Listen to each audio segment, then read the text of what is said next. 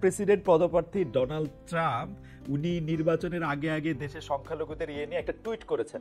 এখন ট্রাম্পের টুইট আমরা জানি, ট্রাম্পের টুইটের ক্ষেত্রে কোফেফে থেকে শুরু করে এমন অনেক কিছু থাকে যার টুইট নিয়ে আসলে তার অফিস সবচেয়ে বেশি তার ব্যস্ত থাকতে হয়, তার হাত থেকে মোবাইল ফোনও অনেক সময় কেড়ে রাখতে হয়। কিন্তু আমরা দেখলাম যে এটার সঙ্গে যে একটা প্রতিক্রিয়া, ট্রাম্প এখন আসলে 21 জানুয়ারির পরবর্তীতে ডক্টর ইউনূস সরকারের এবং জনাব তৌহিদ হাসানের চাকরি থাকে কিনা সেটি নিয়ে সন্দেহ, এই সেই নানা ধরনের বক্তব্য, এগুলিকে আপনারা আসলে কিভাবে দেখেন? মানে দেখুন, আপনারা খেয়াল করে দেখুন, আমরা এটা নিয়ে কিন্তু কোনো ধরনের তার এই টুইট নিয়ে এই সরকার বা আমাদের সরকারি মিডিয়া কিন্তু কোনো ধরনের কোনো বাড়াবাড়ি করে।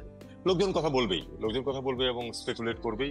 এটা তাদের, বিশেষ করে এখন এই যে ইন্টারনেট এবং মোবাইল ফোনের যুগে, এটা আপনি ঠেকাতে পারবেন না, ঠেকানোর প্রয়োজন নেই, মানুষ এটা বলতে থাকুক। কিন্তু আমি প্রথম কথা হলো যে আমার চাকরি থাকবে কিনা এটা নিয়ে আমি বিচলিত নেই, এক। দুই হলো যে আমি মনে করি না যে এই কারণে আমার বা আমার কলিগদের কারো চাকরি থাকবে, এটা আমি মোটেই মনে করি না। এটা একেবারেই একটা পেরিফেরাল ইস্যু, যেটা নিশ্চয়ই বাংলাদেশ এবং যুক্তরাষ্ট্রের সম্পর্কের মাঝে এটার কোনো বড় ভূমিকা থাকবে বলে আমি না।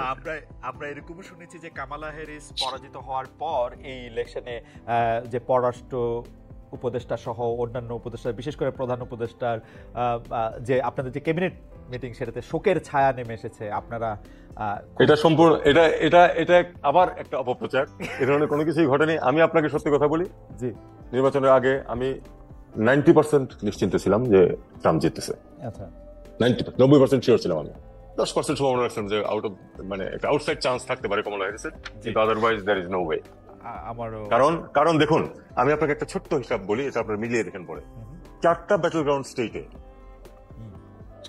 জো বাইডেন যত ভোটের ব্যবধানে জয়ী হয়েছিলেন, সেই জায়গাগুলিতে মুসলিম ভোটের সংখ্যা ছিল তার থেকে অনেক বেশি।